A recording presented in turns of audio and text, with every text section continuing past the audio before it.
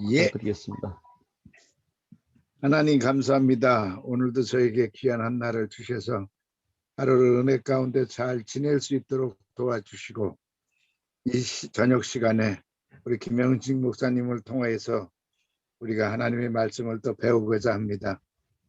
성령께서 저희와 함께하여 주셔서 강의를 듣는 우리 목사님들과 사모님, 전도사님 모든 이들에게 지혜를 주심으로 잘 깨달을 수 있도록 도와주시옵소서.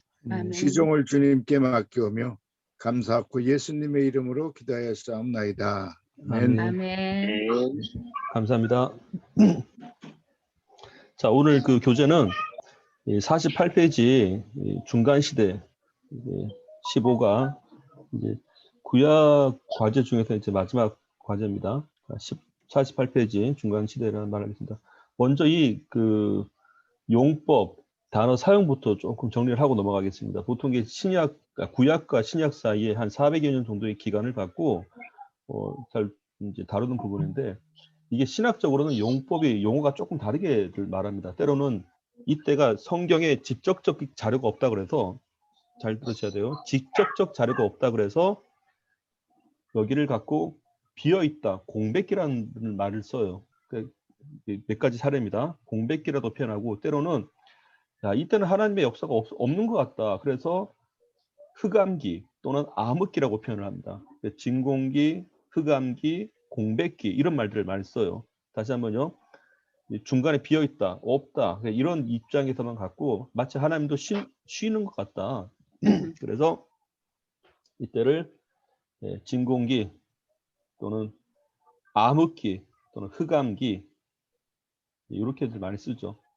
그리고 없다, 비어있다, 공백기 이런 말들 쓴단 말이죠. 그런데 이 말이 결코 좋은 건 아닙니다. 왜냐하면 우리가 시편 121편에 보시면요, 이렇게 되어 있죠. 여호와는 너를 지키신 자라 너희 우편에 너희 그늘이 되시나니 됐죠. 근데 그 하나님이 졸지도 주무시지도 아니한다고 되어 있단 말이죠. 하나님의 역사가 쉼이 없다는 뜻이에요. 그래서 우리가 이 중간 시대, 중간기라는 말을 쓸 때는 신약과 구약 사이의 연속성 입장에서 중간기라는 말을 쓰시는 게 좋습니다. 그래서 단어 사용을 쓰실 때도 하나님께서 이 중간 시대는 예견된 일이었습니다. 이때도 하나님께서 일을 하시죠. 그러니까 중간기는 하나님이 관여가 없었다는 게 아닙니다. 하나님이 예견된 대로 일을 진행시키고 있었죠. 그래서 우리가 용법을 쓰실 때 구약과 신약 사이에 쓰고 계시는 다른 이제 신학적 입장에서 뭐 진공기, 흑암기, 암흑기, 공백기 이런 말들을 쓰는데, 그게 성경의 하나님의 구속사의 입장에서는 결코 좋은 용법은 아니라는 겁니다. 하나님의 구속사의 입장에서 중간기, 구약과 신약의 중간, 하나님께서 지속적인 일을 하셨다. 그런 입장에서 중간기 또는 중간 시대라 말하는 게 좋다는 얘기죠. 그래서 용어 쓰실 때도 이거 좀 분명히 참고하시면 좋은데, 자, 그러면 그래서 이게 아까 말씀드린 참고적인 그 성경 말씀은 시편 121편에 그 말씀을 쓰시면 좋습니다. 하나님은 주무시지도 아니하신다. 그 말이죠. 자, 그리고 그럼 이 중간기의 성경적 근거는 뭡니까? 라고 할 때 우리가 직접적으로는 다니엘서 2장 31절에서 35절로 찾게 되는 겁니다. 48페이지 교재를 보시면 나와 있겠지만 그 바벨론 왕이 꿈을 꿀 때에 자, 이런 형상을 보게 됐죠. 머리, 가슴, 윗부분, 그리고 허리, 허벅지, 다리, 발 이렇게 되어 있습니다. 그런데 이 꿈은 앞으로 이방 국가에 대한 예견을 나타냈던 것인데, 이것이 다니엘이 정확하게 해석을 하죠. 그래서 이것이 이제 보시면 알겠지만 머리가 금이라, 참 이 교재를 제가 편집하면서 자료를 찾다 보니까 참 흥미로운 게 많이 있었습니다. 자, 바벨론 뜻한다는 머리 있죠. 이때가 이 바벨론이 황금 문화에 있었습니다. 금을 많이 사용했었던 그 나라였었는데 BC 605년에서 539년. 자, 그러면 538년은 돌아올 때죠. 바벨론 포로 귀환기인데 돌아오기 전까지 바벨론 포로기까지 이 사건이 나타나게 되는 겁니다. 사실 이 포로기 때는 포로기 다음 포로 귀환기는 기억나시죠? 이앗바페헬로, 그러면 이집트 애굽 빼고 바페헬. 자, 그러면 바벨론, 죄송합니다. 아수르, 바벨론, 페르시아, 성경에서는 바사, 그 다음 이앗바페헬, 헬라, 그리스, 그 다음 로마 이렇게 된다 그랬죠. 자, 그러면 바벨론, 페르시아, 바사 이렇게 되는 겁니다. 그러면 머리가 바벨론, 황금문화 이때 됐습니다. 요 시기적으로 흘러가겠죠. 둘째, 이 바벨론을 바사, 페르시아가 점령을 하는데 엄밀히 말하면 성경에서는 메대와 바세의 연합군입니다. 주도적으로 이제 바세에서 했기 때문에 이제 이렇게 연합된 입장에서 이 나라가 이제 주도권을 잡게 되죠. 근데 놀랍게도 이 메대, 바사 이 제국의 고레스 이 당시에 경제에 운용되는 이 화폐 단위가 은을 사용했다고 되어 있더라고요.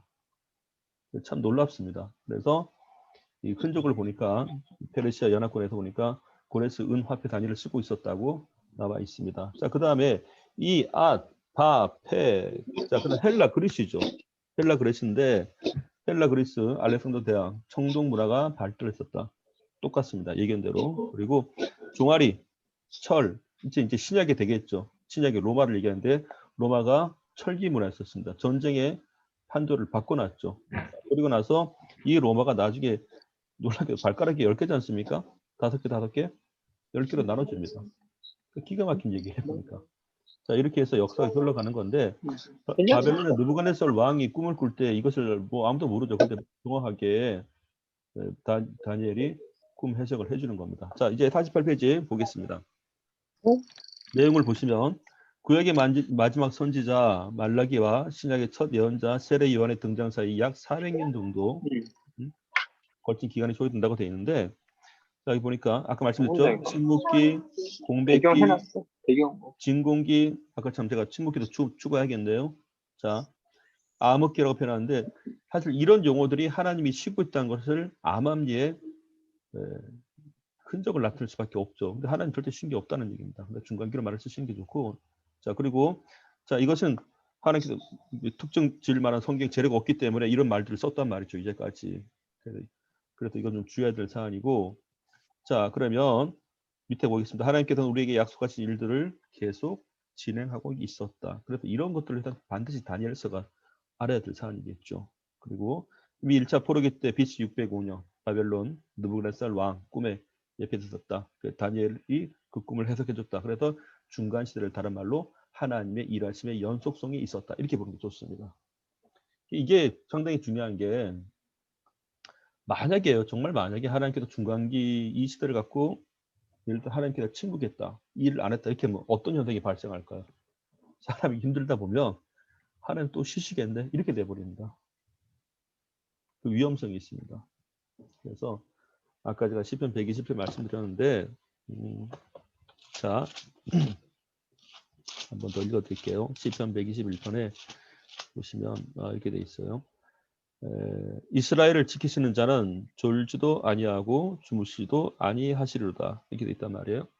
자, 요 말씀 시편 121편 4절 말씀이 있고요. 그리고 또 하나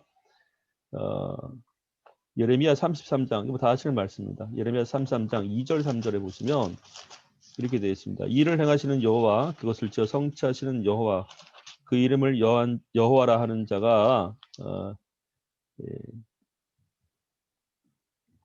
이같이 이르노라 너는 내게 부르짖으라 내가 내게 응답하겠고 내가 알지 못하는 크고 비밀한 일을 내게 보이리라 되어 있죠. 자, 이 일을 행하시는 일은 하나님이신데 쉼이 없어요 사실은. 근데 여기서 하나 참고적으로 하나 말씀드릴게요. 마태복음에 보시면 믿고 구하는 자에게 역사하신다고 되어 있습니다. 믿고 구하는 자에게. 여기 포인트를 하나 우선 짚고 넘어갈게요. 우리가 이 용법을 쓰시는데 조금 이제 오해하는 부분이 있기 때문에 조금 이제 저희가 정확히 바로 잡고 넘어가겠습니다. 믿고 구하는 자. 자, 이게 무슨 뜻일까요? 이거 좀 해석해 주는데. 자, 마태복음 21장 22절에 있습니다. 마태복음 21장 22절. 보겠습니다. 마태복음 21장 일하시는 하나님에 대한 얘기 때문에 말씀드린 건데 이렇게 되어 있어요. 마태복음 21장 22절 너희가 기도할 때에 무엇이든지 믿고 구하는 것은 다 받으리라 하시니라 이렇게 되어 있죠. 자, 그럼 이 용법을 한번 설명드려 볼게요. 믿고 구한다는 얘기는 이 믿음은 자기의 신념을 얘기하는 게 아니에요. 신념은 인간의 생산물이지만 믿음은 하나님께부터 오는 거죠. 근데 이 믿음이 다른 말로 뭔가 하니 두 가지를 말하게 되는 겁니다. 첫째, 하나님이 일하신다는 걸 믿으라는 뜻이에요. 하나님이 일하신다는 걸 믿으라는 뜻입니다. 이 첫째가. 그 둘째, 그 하나님이 살아계신다. 두 가지입니다. 그걸 믿고 하라는 얘기예요. 하나님이 계신 것과 하나님이 일하신다는 것, 이 두 가지 용법입니다. 그래서 이게 이 믿음이라는 게 우리 안에서 찾아가는 게 아니라 하나님에 대해서 그 사실을 믿으라는 얘기예요. 그래서 아까 우리가 예레미야 33장 2절 3절 말씀드린 것도 이 일은 하나님이 하신 겁니다. 이 일을 행하시는 여호와 그것을 지어 성취하시는 하나님이라 이거죠. 너는 내게 부르짖으라. 그러니까 다른 말로 표현하면 뭘까요? 하나님은 기도하는 자에게 일하신다. 그 뜻입니다. 상당히 중요한 얘기예요. 하나님의 역사가 없는 게 아니에요. 그런데 전제 조건이 있습니다. 기도하는 자에게 일을 하신다. 그겁니다. 쉽게 말하면 뭐죠? 하나님의 역사는 기도하는 자에게 나타난다. 그 뜻입니다. 그러니까 이게 기도를 하지 않고 하나님의 역사를 바란다. 그거는 우상숭배죠. 요행이죠. 잘못된 거죠. 달리 표현하면 우리가 희망이 뭘까? 이 사실 얘기가 다니엘도 나와요. 놀랍게도. 자, 다니엘 3번만 저희가 좀 참고를 하겠습니다. 다니엘에게 천사가 와서 했던 얘기가 있단 말이에요. 잠시만요.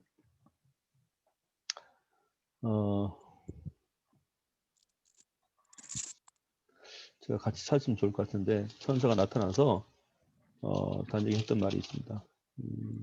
잠시만요. 지금 찾아놨었는데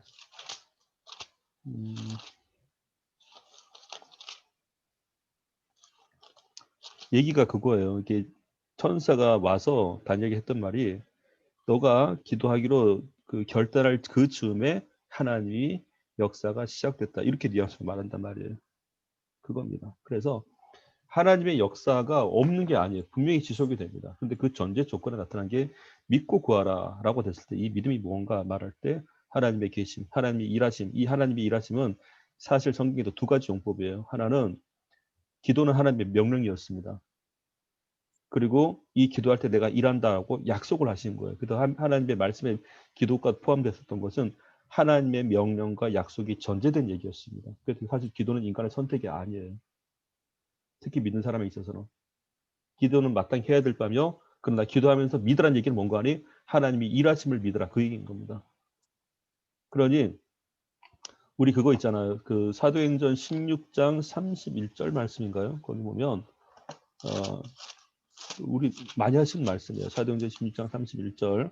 그렇죠. 가로되 주 예수를 믿으라. 돼 있죠? 주 예수를 믿으라. 그래야만 너와 내 집이 구원을 얻으리라. 이렇게 돼 있죠. 근데 어떤 분이 그랬습니다. 아니, 난 믿었던데 안 되던데. 그게 아니고요. 이 믿으라는 얘기는 뭘까요? 하나님이 일하심을 믿으라 그겁니다. 하나님이 살아계시고 하나님이 일하실 거니까. 하나님께서 그것은 약속했으니까. 구원하겠다고 약속하셨으니까 그겁니다. 그래서 이런 성경을 볼 때는 우리가 역으로 해석을 해줄 필요가 있습니다.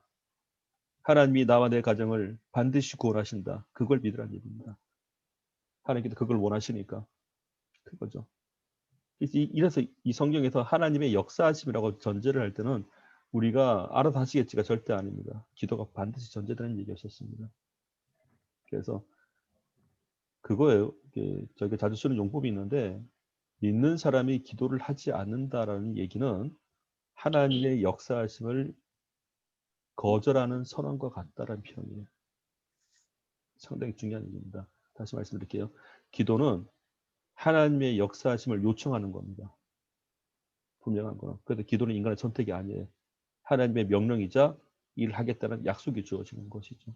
그래서 오늘 중간기 때 이 하나님의 역사, 하나님의 일하심에 대해서 뭐 알아서 하시겠지가 절대 아니에요. 그 누구에게 일하냐? 그것부터 우리가 잡아나가는 게 좋죠. 그 다니엘도 기도해서 이 사실을 알게 된 거고 이 다니엘도 기도하다가 이 환상에 대해서 이 꿈에 대해서 정확히 얘기할 수 있었던 것도 하나님 일하심을 기도 가운데 알게 됐었던 겁니다. 그래서 사실 우리 중간 시대 대한 역사를 말할 때는 반드시 기도를 얘기를 해줘야 된다는 사실입니다. 다니엘이 뭐 알아서 알았겠지 절대 그게 아니잖아요. 다니엘이 하나님께 무릎 꿇고 기도할 때에 하나님의 역사가 그에게 나타났었던 겁니다. 사실 이 중간 시대의 어떤 복음의 핵심의 스타트가 바로 이겁니다. 누가 이 꿈 해석을 해주냐 이거예요. 어떤 사람에게 하나님께서 알려주시냐. 당연히 기도죠. 그러니 기도하는 자에게 하나님의 역사가 나타난다. 이거더라고요. 또 들어가면은 어떤 분이 또 그러면 기도를 또 얼마나 해야 됩니까? 중요한 거. 기도에 두 가지 전제 조건이 있습니다. 이게 뭔가 이건 이제 신학적인 용법에서 말씀드릴게요. 존 웨슬리 목사님이 했던 얘기인데 두 가지. 기도는 노 메리트 노 파워라는 말을 쓰는데 내가 기도했기 때문에 그 기도 자체에 공로가 있는 건 아니다. 첫째. 둘째. 기도 자체에 능력이 있는 건 아니다 이거예요. 우리가 기도할 때는 그겁니다. 내가 기도할 때 이 기도는 하나님께서 명령하신 것이며 이 기도할 때 하나님께서 내게 약속했다. 그 약속을 갖고 하는 겁니다. 그래도 중요한 건데 근데 이 기도는 그래도 아까 제가 선택이 아니라 그랬잖아요. 선택이 아니라는 얘기는 두 가지를 역시 보셔야 되는 거예요. 첫째는 이 기도는 너가 반드시 해야 된다. must, you must. 하나님의 명령이기 때문에. 또한 you can, 너는 기도할 수 있다. 왜? 하나님께서 약속한 거기 때문에. 그겁니다. 그것이 신학적인 용법이에요. 그래서 기도에 대한 총 네 가지가 나오게 돼 있어요. 첫째 용법. 기도 자체에 뭔가 공로를 여기지 말라. 기도 자체에 공로를 여기게 되면 어떻게 될까? 내가 몇 시간 기도해야 된다고 이렇게 나와버려요. 시간 분량이. 그래서 몇 시간 기도한 걸 자랑한단 말이에요. 우리가 기도에 공로가 주어지는 건 아닙니다. 그래서 노 메리트 말한 거예요. 기도 자체에 공로가 있는 건 아니다. 둘째, 기도 자체 우리가 하는 기도 자체에 능력이 있는 건 아니다. 그겁니다. 하나님 그 기도를 들으시고 하나님이 역사하신다 이거죠. 그래서 이 기도는 그러나 하나님께서 명령하시기 때문에 반드시 해야 된다. You must. 그러나 그게 공로는 아니다. 그리고 you can. 너는 할 수 있다. 기도를. 너는 기도할 수 있기 때문에 기도할 수 있는 자가 기도 안 하게 되면 문제가 되는 겁니다.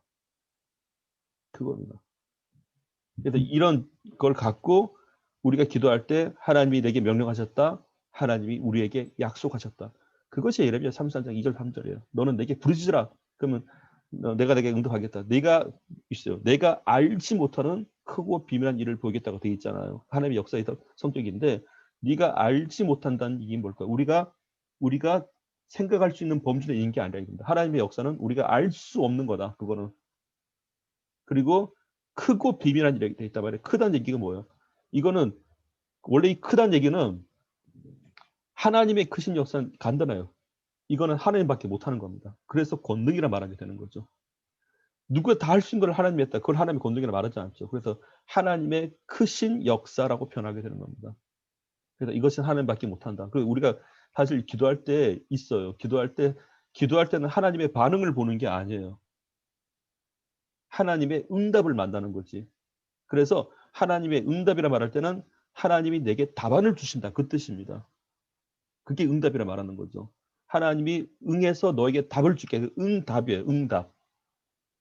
그래서 크고 비밀한 일을 내게 보이라. 하나님의 크신 역사, 비밀한 일 누구도 알지 못한다 그겁니다.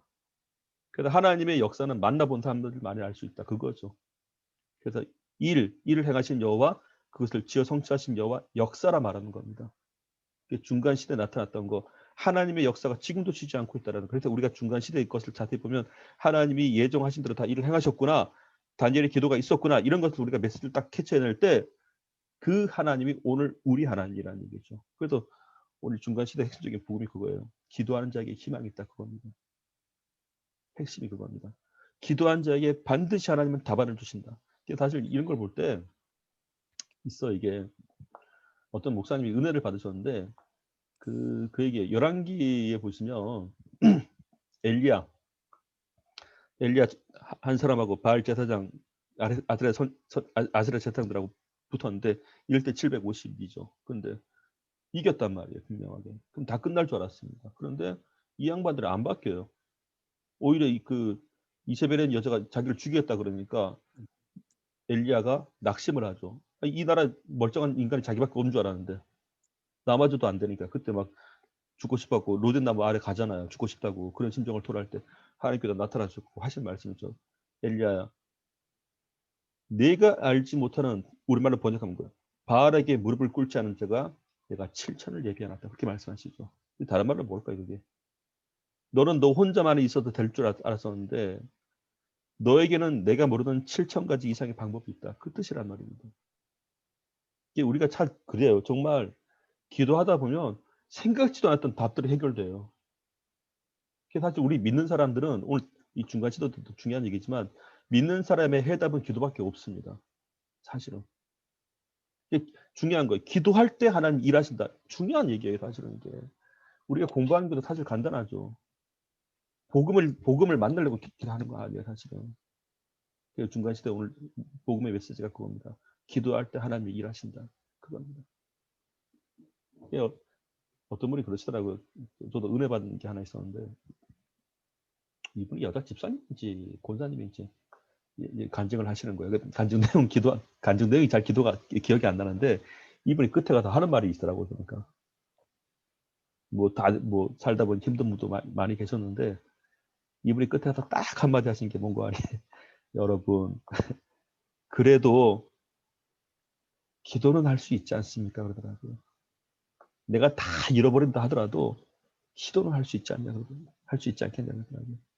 야, 이게 반전이더라고요. 그래도 기도는 할 수 있지 않냐고. 기도하는 자에게 하나님은 일하신다. 그겁니다. 사실 이 중간 시대에 다니엘이 겪었던 건 암담하죠. 나라 뺏겼지, 주권 뺏겼지. 의지할 데가 어디 있습니까? 근데 일 생길 때마다 기도한단 말이에요. 그러니까 그 느부갓네살 왕의 이 꿈 얘기도 누구도 못 풀었죠, 사실은. 근데 하나님에게는 우리가 모르는 답안이 있다는 사실이죠. 그런 입장에서 이 해석을 해주면 좋습니다. 역사는 이렇게 진행이 되는데 이렇게 진행되는 역사를 알아차리는 게 다니엘이었고 이 다니엘은 기도 가운데 알게 됐었고 거기까지 가야죠. 사실. 자, 이게 그래도 이제 중간 시대가 이렇게 나중에 그리스, 로마까지 다 가게 됐었던 겁니다. 그리고 자, 49페이지 보겠습니다. 정치적 당파라 그랬는데 사실 이때가 이렇게 보시면 좋을 것 같아요. 이스라엘의 이 나라가 엄밀히 말하면 BC 605년부터인데 이제 물론 성전 기물이 탈취된 건 BC 607년이죠. 그래서 70년 만에 돌아왔단 말입니다. 538년에. 자, 그러면 538년에 돌아왔기 때문에 이 사람들이 독립을 했냐? 절대 독립이 아니에요. 그냥 돌아온 거예요, 그냥. 돌아왔는데 돌아온 그 나라를 역시 바사 고레스 왕이 돌려보냈지만 돌려보냈을 뿐이지 바사 페르시아의 통치가 있었던 거예요. 그냥 여전히. 그러니까 이 사람들은 아직 주권이 회복된 나라가 아니었단 말이죠. 단지 그 안에서 자치권을 허용을 했을 뿐이지 관할은 바사 고레스가 했었던 겁니다. 근데 이 바사 고레스를 헬라 그리스가 또 점령을 하게 된단 말이에요. 그럼 뭘까요? 이 이스라엘은 그냥 자기를 지배하는 사람이 달라진 거예요. 그냥. 그럼 자 보겠습니다. 첫 번째 남유다 같은 경우는 바벨론한테 점령당했잖아요. 바벨론이 자기 그 지배권자란 말입니다. 그 바벨론 누가 점령했죠? 페르시아 바사죠. 어차피 바사가 점령한 거예요. 그러니까 바사를 누가 점령해? 그다음 헬라 그리스가 점령한 거죠. 그러니까 자기는 멀쩡히 어찌 있는데 주권이 없는 상태에서 계속 위에만 바뀌는 겁니다. 위에만.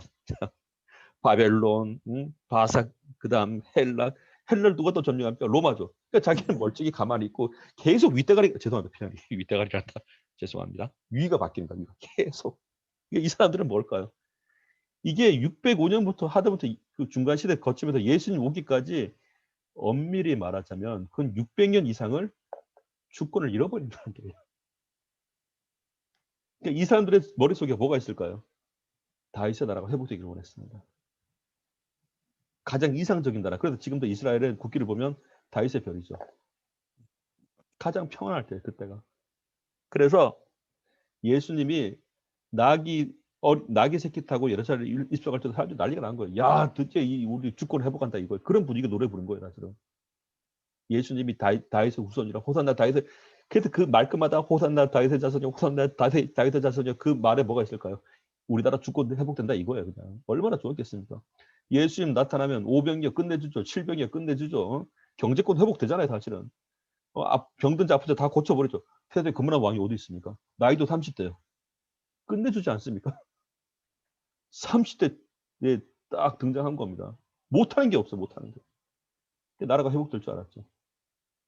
근데 그런 분위기에서 이것이 속국으로 있었다는 것이 지긋지긋한 거예요. 600년 이상이에요. 600년 이상. 자, 그러니 주권을 잃어버린 나라 이 정도 분위기까지 가다 보니까 이 안에서 정치적 세력이 생기기 시작하는 겁니다. 어차피 국가가 주권이 없으니까. 그래서 오늘 49페이지 보시면 자, 마카비안, 열심당 이게 정치 세력이에요. 요 세 분파가 요 당시에. 그러니까 이 중간 시대에 이스라엘 나라에 생겨버렸던 겁니다. 사실 이런 것은 우리가 잘 다루지 않는데 나중에 보시면요. 자 볼게요. 마카비안 안티오쿠스 4세 에피펜 사실 종교적 탄압에 대항해서 생겨났다고 되어 있죠. 마카비 혁명이라고 표현을 하게 되는 거고. 자 여기 볼게요. 나중에 제사장 계열로 요 파가 하나 생겨요. 정치 세력이. 자 둘째 그리고 나라가 속국이 됐다 보니까 시간이 흐르면서 세 가지 현상이 나타나요. 첫째, 이 압박한 세력들을 저항하자. 그래서 약간 드센 사람들이 생겨나기 시작하는 겁니다. 그래서 시간이 흘러서 신약에 어떤 제도가 생기는가? 요 뭔가 드센 지역들은 사회권이 부여됩니다. 막 이 사람들이 암살, 테러 막 하고 있으니까 왜 우리도 그랬잖아요. 독립군 있으면 막 센 사람들 파견시켜 버리잖아요. 이때도 그랬습니다. 그래서 나중에 우리가 신약 그 배경을 거기서 배우시겠지만 이때는 뭔가 드센 지역들은 총독을 보냅니다. 총독. 그 총독이 우리가 흔히 말해서 본디오 빌라도 있죠. 본디오 빌라가 총독이 표현하잖아요. 그거는 반드시 로마의 직속을 보내버려요. 그래서 총독 제도는 사행권이 허용됐었던 겁니다. 근데 정반대로 좀 사고도 안 치는 지역, 좀 온화한 지역은 분봉왕 제도를 둡니다.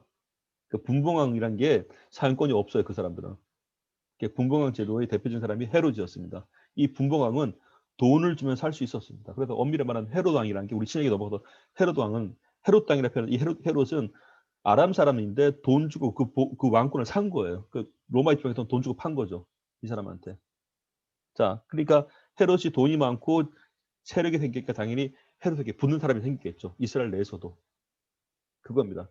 뭔가 힘은 있고 사용권은 없고 그 붙을 사람은 붙는다 이게죠. 그래서 헤롯 땅, 열심당, 마카비 요새 정치적 세력이 생겨요. 이스라엘 나라 안에서. 이게 중간시대에 생겨버린 겁니다. 자, 그런데 정치 현상이 이렇게 안에 정치 세력이 이렇게 형성되는 것 가운데 중간시대에 갑자기 생겨난 게 있습니다. 그게 신학에 우리가 이해할 수 있는 건데 세 개의 파가 생겨요. 신앙의 불이 있어서 첫째가 사두개파, 둘째가 바리새파, 셋째가 에세라파인데 이게 재밌는 게 있습니다. 이 사두개파가 누군가 아니 사두개 후예인데 사두개 제사장이었단 말이에요. 그러니까 이 사람들은 나중에 이제 사도행전에 나와 있는 얘기인데 이 사람들은 내세를 안 믿어요. 천사, 부활 전혀 안 믿습니다. 이 사도계 후예들은 이 당시 보면 종교적 입장에서는 우리 그런 거 있잖아요. 종교 지도자들이 정치와 결탁하는 형상들이 있죠. 사회 정치 지도자들하고 흔히 말해서 상위 1% 크리스찬들하고 상위 1%의 종교를 만들자 이겁니다. 그러니까 이 사람들은 나라 독립도 관심 없어요. 이 당시 지배층 사람들하고 잘 어울리면 됐었던 겁니다. 그러니까 당연히 이 땅에서 잘 살자 상위 1% 상류층 상류 종교인들 이렇게 보게 되는 거예요. 사두개파는 제사장의 후예들이었습니다. 사두개 후예들. 그러니까 당연히 내세에 관심 없죠. 이 땅에서 잘 먹고 잘 사는데. 그게 사두개파 사람들. 그래서 나중에 사도 바울이 사두개파 사람들하고 바리새파 사람들 중간에 꼈었던 거예요. 당파 싸움할 때. 그러니까 갑자기 나는 예수의 부활을 믿는다 그러니까 바리새인들이 갑자기 우리 편이래 이렇게. 그래서 이 바리새인들 확 나섰고 사두개인들과 막 죄송합니다. 맞짱 뜨려고 하는 거예요. 처음에는 바리새인들이 사도 바울 되게 싫어했었어요. 근데 나중에 사도 바울이 얘기한단 말이에요. 나도 로마 시민권자다. 나도 베냐민 지파라. 나도 바리새파라. 이런 말을 하면서 갑자기 하는 얘기가 나 부활 믿는다고. 그 말 한마디 때문에 바리새인들 확 직결되는 거예요. 이 우리 편이었네? 이렇게 한 거예요. 그러니까 갑자기 사두개인들하고 이렇게 맞짱 뜨게 된 거죠.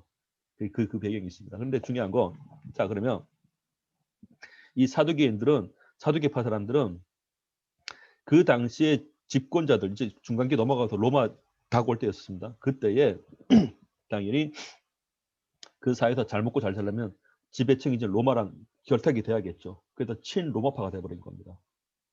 종교 지도자들이 잘 먹고 잘 살자 그래갖고 그 당시 집권 세력이 붙어버린 거예요. 이게 한 통속. 그래서 거기 보시면 기득권을 누린 친로마파였습니다. 이렇게 됐던 겁니다. 당연히 현실에서 잘 먹고 잘 살다. 내세 필요 없다 이거예요. 내세 필요 없다. 뭐 부활이 뭔 상관이요. 내가 지금 잘 먹고 잘 살아야지. 편하잖아요. 이겁니다. 그러니까 모세오경에 집착하고 천사 마귀 부활 천국을 인정하지 않았으면 뭐죠? 지극히 현실적이었습니다. 근데 놀랍게도 지금도 그럽니다. 그죠? 사실 놀라운 건 예수님께서 가르치실 때 제일 먼저 한 게 세 가지를 가르치셨어요. 첫째, 천국은 있다. 둘째, 성경을 가르쳤습니다. 셋째, 약한 자를 강하게, 병든 자 온전하게 고쳐놓으셨죠. 사실 이 세 가지 특징이 있습니다. 하나님 나라 반드시 있다. 내세에 대한 얘기죠. 그게 예수님의 가르침이란 말이에요. 둘째, 회당에서는 성경을 가르쳤다. 하나님의 말씀을. 셋째, 병든 자를 고치다. 원래 신앙생활이랑 갈수록 더 좋아지는 거다. 이런 뜻이었단 말이에요. 이게. 근데 이렇게 가르쳤는데 사두개파는 관심 없었죠. 아니 뭐 천국이 천국이야. 그냥 여기 잘 살면 되지. 지금도 있단 말이에요. 사실 종교 지도자 가운데 부활 관심 없다니까요. 천국도 관심 없고. 그냥 정치인들과 잘 어울려갖고 그러니까 놀랍게도 그런 사두개파의 형태가 지금도 있단 말이에요. 성경이 오늘날 어느 시대인지 다 반영하는 것 같아요. 보니까. 오늘날의 사두개파 사람들이 있습니다. 자, 둘째. 바리새파 사람들이죠. 이 바리새인들은 중요한 거는 이 사람들은 천국, 부활, 뭐 천사 다 인정해요. 근데 문제는 뭔가 아니 현실이 불안해. 그러니까 이 사람들이 지난번에 우리가 성경 읽었었는데 바리새인들이 연구를 엄청나게 했습니다. 성경 연구를. 근데 이 사람들이 연구 목적이 딱 하나예요. 천국 가기 위해서. 그게 목적인 겁니다. 근데 사실 이 천국과 영생이란 말은 예수님께서 말씀하셨지만 너희가 영생을 얻으려고 그렇게 성경을 연구하는데 이 성경이 말하고자 하는 것은 예수님에 대한 얘기를 하였단 말이에요. 예수를 믿으면 영생은 주어지는 건데 예수님은 관심 없었어요. 영생만 목적이었지. 왜? 그 당시 지긋지긋한 그 삶 자체가. 아니 600년 동안 남의 나라에 있어 보니까 이게 지긋지긋하단 말이에요. 그러니까 어떻게 하죠? 당연히 천국으로 갈 수밖에 없었죠. 소망이. 근데 이 천국 가는 게 성경 연구하는 목적이 돼버렸습니다. 근데 이게 중요한 게 얘기가 있더라고요. 예수님께서 바리새인들한테 원래 이 바리새파가 이렇게 형태가 했기 때문에 바리새파로 불려지게 된 거예요. 그래서 바리새파면 성경 열심히 연구한다. 천국 가고 싶다. 이걸 말했던 겁니다. 그래서 예수님께서 너희가 지금 성경을 잘못 보고 있다고 표현하게 되는 거예요. 자, 그러면 이게 하나 알려드릴게요. 이 사람들의 바리새파 특징들 하나 있는데 보겠습니다. 잠시만요. 네, 요한복음 5장을 보겠습니다. 요한복음 5장.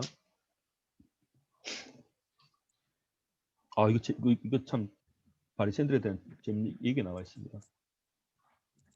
자, 요한복음 5장 39절에서 47절까지인데 어느 분 좀 읽어주시죠. 요한복음 5장 39절에서 47절까지.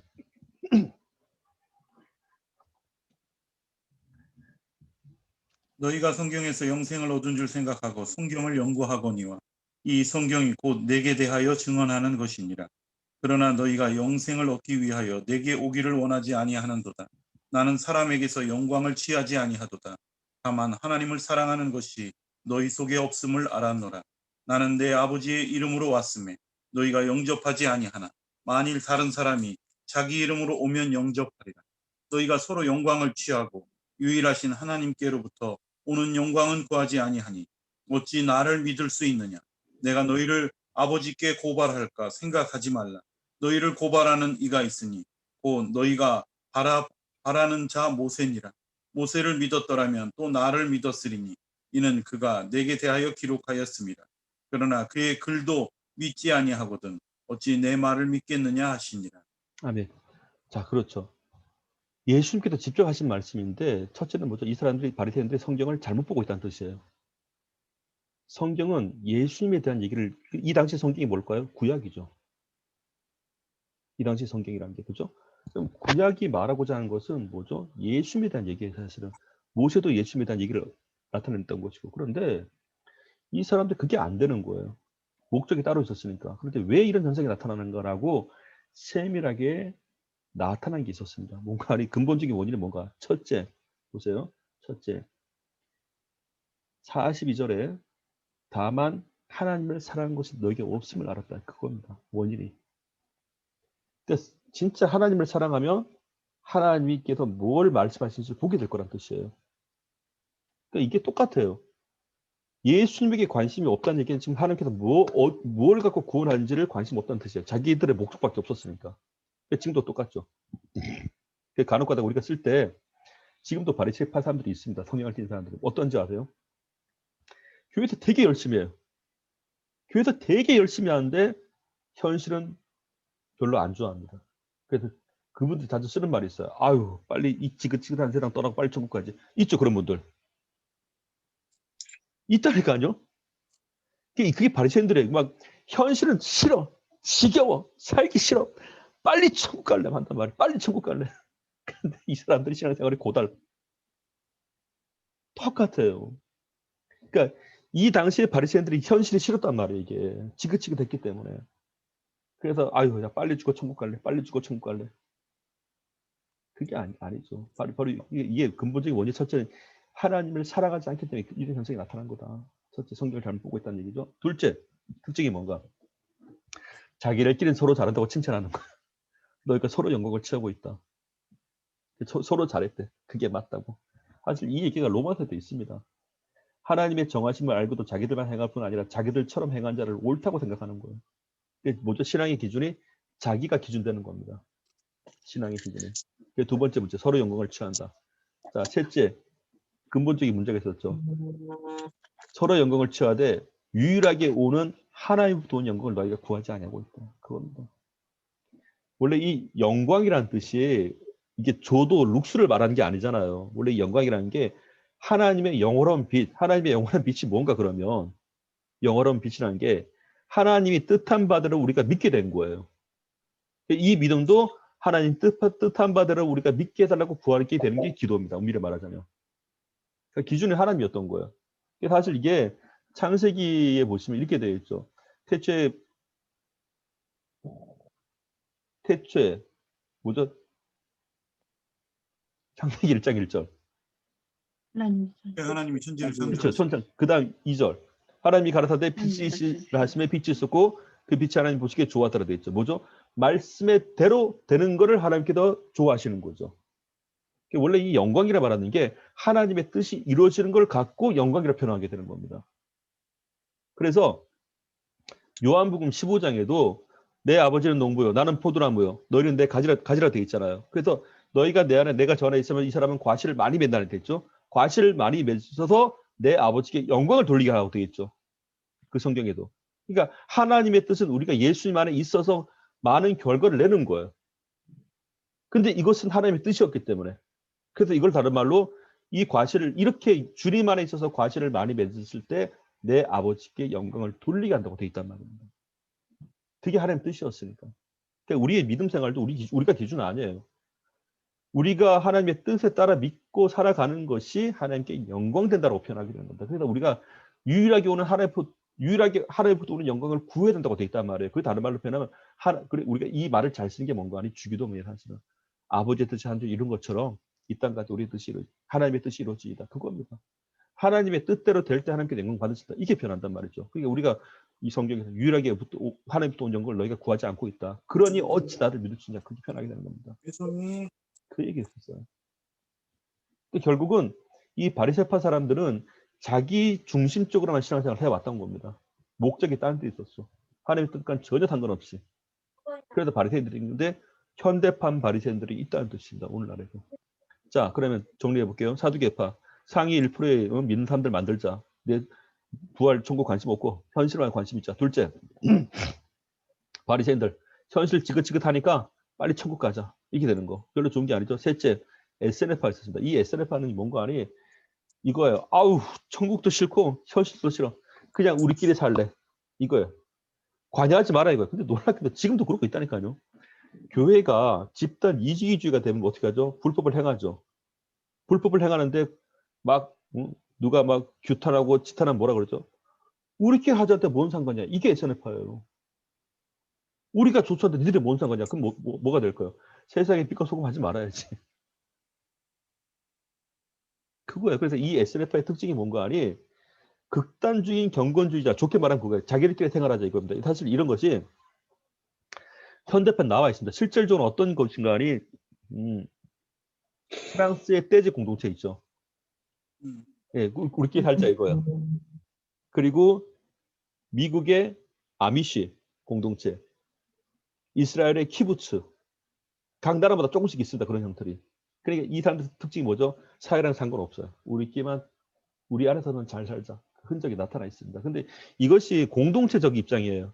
그러니까 지금 제도도 우리가 관심 갖지 말고 내처도 관심 없고 이렇게 딱 살아가는데, 그것이 그런 현상들이 교회 안에 밀려올 때 교회가 집단 이익주가 되기 시작하는 겁니다. 교회에서 분명히 사고가 터졌는데 관심하지 마라 이거예요. 우리가 좋다는데 뭔 상관이냐 이렇게 말을 한다는 얘기입니다. 그러니까 그 순간부터는 교회는 사회가 봤을 때 별로 좋은 것이 안 되죠. 사실 그런 거 보면. 그래서 예수님께서 말씀하실 때 바로 이런 장면들입니다. 성경은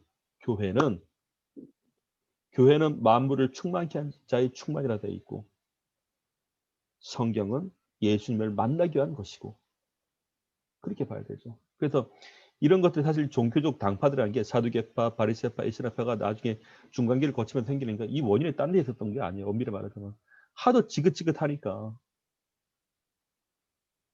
포로라는 것에 하도 지긋지긋 속국으로 살다 보니까 이 안에서 생겨버린 거예요.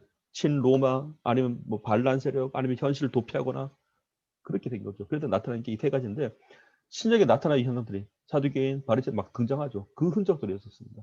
결국 중간 시대에 나타난 형성된 것들이고, 마지막 이 4번인데 놀랍게도 이게 우연은 아닌 것 같아요. 헬라 시대 때, 그러니까 그리스 헬라가 지나면서 언어가 통일이 돼버립니다. 그 당시 최고 언어가 뭐죠? 헬라어였습니다. 재밌는 거, 로마서를 읽다 보시잖아요. 그 로마서 사도 바울이 이런 얘기합니다. 갑자기 로마서 1장 읽으시다 보면 이렇게 돼 있죠. 내가 헬라인이나 야만인이나 지혜인자나 어리석은 자에게 다 빚진 자로 돼 있죠.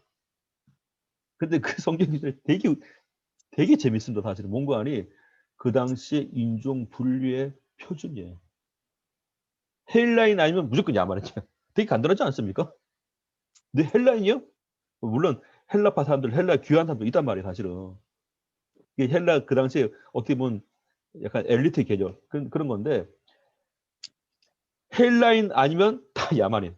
참 쉽죠. 인종 자체가. 헬라가 지혜란 말이에요. 지혜인자 아니면 다 어리석은 자. 그 당시 쉽게 그렇게. 근데 그 당시에 사도 바울 당시에 중간기를 거치면서 사람에 대한 평가했었는데, 놀랍게도 사도 바울한테 복음이 들어가니까 이렇게 되죠. 야, 니들은 헬라인 야만 규정 지어놨지. 근데 내가 복음을 들어보니까, 복음을 구원받아 보니까 헬라인 야만인 결국 난 그 앞에서 다 죄인이었다. 이렇게 빚진 자 이렇게 말한단 말이에요. 근데 그 문장 안에는 그 당시에 사람을 대하는 규정, 인식들이 이미 설정이 돼 있었는데, 복음이 들어간 사도 바울한테는 니들이 아무리 헬라인 야만 규정 지어놔도 나는 어차피 누구한테나 동일한 빚진 자라. 얼마나 멋있습니까? 우리 그거 있단 말이에요. 쉽게 말하면 이제 아마 장로님 때는 아셨을 것 같아요. 어떤 거 아니 흑인을 흑인이라 말하지 않고 깜둥이라 말하더라고요. 네? 흑인을 흑인이라 말하지 않고 깜둥이. 예. 예, 그렇죠. 깜둥이라는 말을 잘 썼단 말이에요. 요즘 깜둥이 그러면 난리 납니다. 제가 제 할아버지 목사님 때 그 얘기를 많이 들어갖고 깜둥이라고 해요, 깜둥이. 자, 그런데 예, 암암리에 이 피부가 엄청나게 차별을 했단 말이에요. 사실은 노예 현상도 있어갖고. 그런데 암암리에 백인은 우월하고, 네? 황인족들은 약간 평범하고, 밑에 흑인은 깜둥이는 아예 밑에 사람 취급하고 그러잖아요. 그런 인식들이 암암리 있었단 말이죠. 그래서 사도 바울 때는 헬라인 아니면 야만인 취급했습니다. 어떤 사람이든 간에. 그런데 이런 인종 차별이 극심하던 시절에 사도 바울의 이 로마서 고백은 대단했던 거죠. 니들이 아무리 헬라인 야만인 그렇게 지어놔도 복음을 들은 나로서는 동일하게 빚진 자다 말하게 된 겁니다. 야만이라 불린 사람부터 나는 빚진 자요. 헬라인 한 사람도 나는 빚진 자요. 기가 막힌 얘기였어. 그 표현법이. 그 로마서가 기가 막힌 얘기예요. 사실은. 그 당시에 인종 표현을 반영함과 동시에도 복음 들은 자로서는 동일했었다. 사람을 누가 똑같이 대했다. 그거죠. 그러니까 이 헬라 문화 때문에 성경이 빨리 보급됩니다. 이게 확 퍼져요. 둘째, 로마가 지배할 때 그 유명한 말 있죠. 모든 길은 로마가 다 통한다고. 그러니까 언어 통일됐죠. 길이 빨리 다니게 됐죠. 그러니까 한참 이때가 메시아를 갈망할 시기였었습니다. 막 딱 떨어진 거예요. 그때 예수님께서 오신 겁니다. 그게 이게 중간 시대 때 이런 역사가 있더라고요, 보니까. 그래서 이게 언어의 통일, 복음 경로를 위한 길의 획일화, 그리고 이스라엘 나라 자체가 로마가 지배하는 그 시점부터 갈려버려요. 붙느냐, 저항하느냐. 자, 붙어버리면 부와 권세를 누립니다. 친로마가 되면. 붙지 않으면 고달프게 되겠습니다. 근데 보세요. 사두개파든지 바리새파든지 에세드파든지 이 파에 들어가는 그나마 괜찮았단 말이에요. 가장 잘생긴 사두개파 사람들이지. 근데 보세요. 이렇게 되면 어느 곳에도 들지 못한 사람이 누군가? 평민들이었습니다. 어느 파에도 들지 못한 사람들이. 근데 이 평민들의 삶이 엄청나게 고달팠었다고요. 그래서 이 평민들의 삶을 그렇게 요즘 말로 표현하면 그 고효를 바라보는 사람들이 친로마의 세리들이었습니다. 그러잖아요. 세리만 됐다면 이거 뭐 돈 엄청나게 벌었으니까요. 이게 재밌는 거는 누가복음인가 보면 오늘 이걸로 마칠게요. 누가복음 보면 세례 요한이 세례를 베풀 때 사람들이 막 다 오죠. 뭐 세례 요한이 막 열애받아갖고 이 뱀새끼들 독사 자식이라고 그래. 뱀새끼라고 그럽니다. 누가 너희들로 임박한 진도를 피하라더냐 이렇게 말하죠. 그때 어떤 사람이 물어봐요. 그럼 우리가 회개를 어떻게 하면 됩니까? 물어봐요. 근데 세례 요한이 세 부류를 딱 짚어요. 첫째, 돈 있는 자, 그러니까 옷에 여분 있는 자는 음식도 그렇고 나눠주라고 합니다. 옷이든지 음식이든지. 그 당시에 그 정도로 이게 공평했었다고요. 그 정도로. 자, 첫째는 약간 경제적으로 여유가 있는 사람들, 둘째 누구죠? 둘째가 바로 세리들이었습니다. 세리들. 근데 세리들에게 했던 게 뭔가 하니 정한세 외에 늑증치 말라, 더 받지 말라 그랬습니다. 이게 뭔가 하니 세리만 됐다면 부당이득 취하는 거 더 받는 건 관행이었단 말이에요. 그 당시에 보니까. 그러니까 어떻게 하죠? 이게 분명히 잘못된 건데 잘못을 인정 안 하는 거예요. 그냥. 뭐 마치 관행이 돼버려 갖고 그래서 세리들이 분명히 정한 세금이 있는데 더 받아버리는 거예요. 그래서 이것이 당연하게 생각했었던 시절이었는데 결정적으로 회개한 사람이 누군가니 바로 삭개오였습니다. 삭개오가 세리장이었죠. 세리 중에서도. 근데 중요한 건 삭개오가 딱 그러잖아요. 갑자기 그러니까 삭개오가 이런 회개할 때 보면 세리들 입장에서 상당히 불편한 말이 되겠죠. 내 재산의 절반을 가난한 자에게 주겠다. 그리고 쓰는 말이죠. 내가 혹 누구한테 토색한 일이 있다. 사실 토색이라는 얘기가 늑증치는 말과 직결된 문제예요. 사실은. 부당이득이죠. 토색한 것이 있다면 사회를 갖겠다 그럽니다. 보상을 해주겠다 이겁니다. 그러니까 예수님께서 그 얘기를 들으시고 뭐라 하죠? 야, 오늘 구원이 이 집에 이르렀다. 이 뭐죠? 하나님 기뻐하는 소리를 했죠. 그러니까 둘째, 이 사람이야말로 아브라함의 후손이라고 표현하게 되죠. 바로 이 장면이었어요. 그러니까 이 당시에 세리만 됐다면 돈 엄청나게 벌었다 이 얘기입니다. 세리만 됐다 하면은. 근데 이게 그게 있더라고요. 이게 간혹 그런 분이 계세요. 이 세리장 삭개오의 이 사건 때문에 세리들이 상당히 불편했겠죠. 자, 그러면 중요한 거.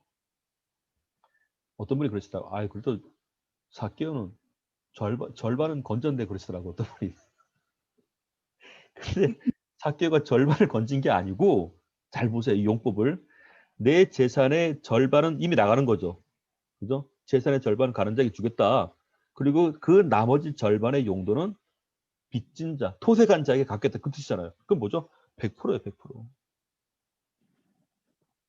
그 어떤 분이 그러시길래 아니 보시라고 절반을 건진 게 아니라 50% 가난한 자, 50% 빚감 자 쓰겠다. 그거였었습니다. 억울하게 내가 토색한 자. 자, 그게 두 번째 부류였습니다. 세 번째 부류. 군병들이었습니다. 군병들. 재밌는 사건이었습니다. 옛날에 그 폼페이 화산 있잖아요. 폼페이 화산이 나중에 발견되잖아요. 근데 폼페이 도시 자체가 그 당시에 로마 사회를 그대로 반영한 것이었는데 저도 그 자료를 보다 하나 알게 된 건데 그때 로마의 군병들의 복지 제도가 엄청나게 좋습니다. 흔히 말해서 그 당시 공무원이에요. 그래서 근데 세례 요한이 뭐라 말한 거니 군병들에게 했던 얘기가 첫째, 받는 요를 족한 줄 알라 그래요. 받는 요를 족한 줄 알라. 둘째, 무수하지 말라. 뭔가 아니 힘이 있고 권력이 있으니까 무고죄, 사람들 어쨌든 간에 범죄자를 만들어갖고 고발해 버리는 거예요. 여기서 벗어나려면 당연히 뭔가 내부를 받을 수 없겠죠. 그 정도로 강했습니다. 권력이란 게. 그런데 역사를 찾아보니까 이 폼페이 지역에 나타난 건데 군병이 되잖아요. 군병이 되고 나서 이 사람들이 만약에 그 군병에 흔히 말해서 복무 기간을 다 채웠단 말이에요. 의무 복무 기간 다 채우면은 어떤 일이 벌어진지 아십니까? 처음에 집이 나와요. 사택이. 둘째, 복지 가운데 그게 있더라고. 이제 공동 화장실과 공중 목욕탕을 무료로 이용할 수 있습니다. 그러니까 그 당시에 군병들에 대한 복지가 엄청났었던 거예요, 보니까. 그래서 이 사람들이 누릴 수 있는 것은 군병에 대한 직업 군인에 대한 예우가 상당했었습니다. 근데 여기서 힘도 셌죠, 그만큼. 그러니까 그런 권력을 갖고 죄송합니다. 더 해먹으려고 하다 보니까 세례관이 얘기한 게 뭔가, 야, 니들 회개하려면 다른 게 회개가 아니라 제발 그 못된 짓 좀 하지 마라, 그거예요. 그게 뭘까요? 그 정도로 그게 관행이 되고 있었다는 얘기입니다. 우리가 이게 누가복음 보면 재밌는 게, 아니 이게 뭐 회개냐 그러는데, 아니 상당히 심각한 얘기였었어요, 사실은. 그래서 제가 보여드릴게요. 잠시만요. 이게 누가복음인가? 그 세례 요한 보여드릴게요. 잠시만요.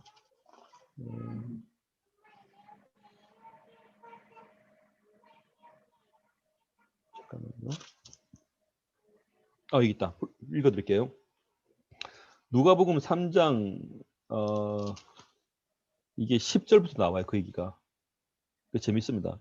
뭐라고 하리? 무리가 물어가로되 그러면 우리가 무엇을 하리까? 회개를 말하는 거예요. 무엇을 하리까? 그러니까 11절에 대답하여 가로되 옷 두 벌 있는 자는 옷 없는 자에게 나눠줄 것이요. 뭐죠? 그 정도로 궁핍하다는 뜻이에요. 이제 사태가.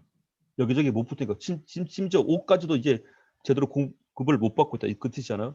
먹을 것도 그렇게 하고 되어 있습니다. 그게 회개다. 그 정도로 심각했습니다. 둘째, 묻죠. 세리들도 물어봐요. 아까 말씀드린 세리들도 세례를 받고자 와서 가로되 선생이여 우리는 무엇을 하리까 하며 13절에 가로되 정한세 외에는 늑증치 말라. 이게 뭐죠? 정한세 외에 늑증치 말라. 부당이도 취했던 건데 이게 관행이 됐었던 겁니다. 마치도 당연하듯이 이게 잘못을 인지 안 했다. 그러니까 이 백성들이 얼마나 힘들었겠습니까?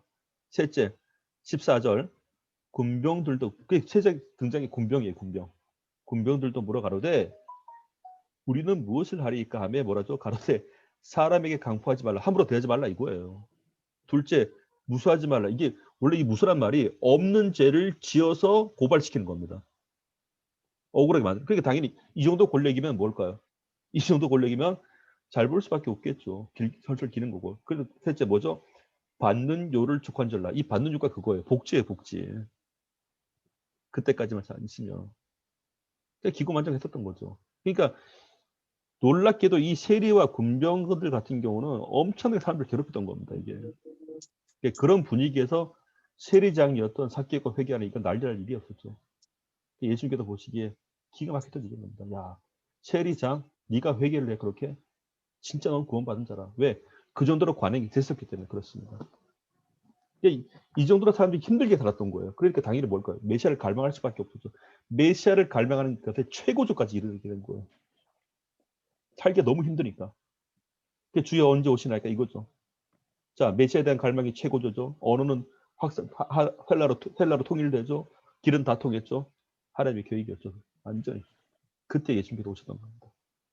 자, 여기까지고 제가 다음 시간에 이제 저희가 계속 나갈게 쉬지 않고 제가 사실 구역 마치고 쉬려고 그랬는데 근데 복음이 쉬면 안 되겠더라고 보니까. 네, 복음이 쉬면 안 돼요. 오늘 더구나 이 성경 말씀에 하나님도 쉼이 없는데 제가 쉬면 안 돼서 그래서 다음 시간에 신약의 배경을 나갈 건데 드디어 신약 나간다. 하여튼 구약까지 여기 오시느라고 정말 너무 감사드리고 같이 공부할 때도 저도 행복합니다. 우리 특별히 목사님들 또 장로님, 사모님, 전사님 저는 이게 저한테 하나님의 복이라고 봐요. 이렇게 같이 만나게 된 것도. 그래서 누가 그러더라고요. 신앙의 길을 가는데 외롭지 말라고 믿는 사람들을 만나게 하신다 그러더라고요. 그래서 저희 할아버지 목사님이 제 친아버지한테 저희 아버지 같은 분이 계셨어요. 작년에 돌아가셨는데 그 목사님 저한테 그러시더라고요. 유명한 저한테 마음에 새긴 말인데 김 목사 믿음으로 달려가. 믿음으로 달려가면 만나게 되는 사람들이 있을 거야. 그리고 그 사람들이 결코 남이 아니라는 거, 하나님 안에 다 하나라는 걸 알게 될 거다 그러시더라고요.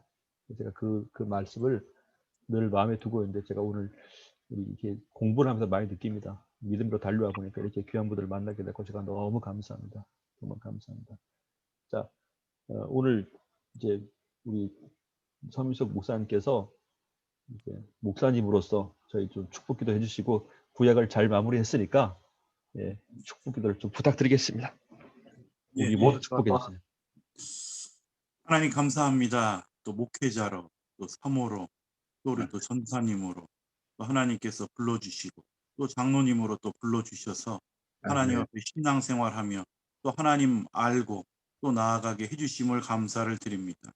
우리 또 김현식 목사님을 통해서 다시 또 구약을 또 깨닫고 다시 또 바라보며 또 공부할 수 있는 시간 또 허락해 주신 것을 감사를 드립니다. 그리고 또 가르치시는 우리 김현식 목사님 앞으로의 목회와 모든 여정 가운데 하나님께서 동행해 주시고 또 이 15가 동안의 여러 가지의 시간들 속에서 함께 동행했던 우리들 가운데도 함께 해주셔서 하나님 말씀들 기억하며 또한 믿음으로 붙잡고 나아가는 우리 모두가 되게 해주시고 또한 승리하는 아버지의 믿음의 삶이 되게 하여 주시옵소서. 우리 예수 그리스도 이름으로 감사하며 기도하옵나이다. 아멘. 네, 감사드리고요.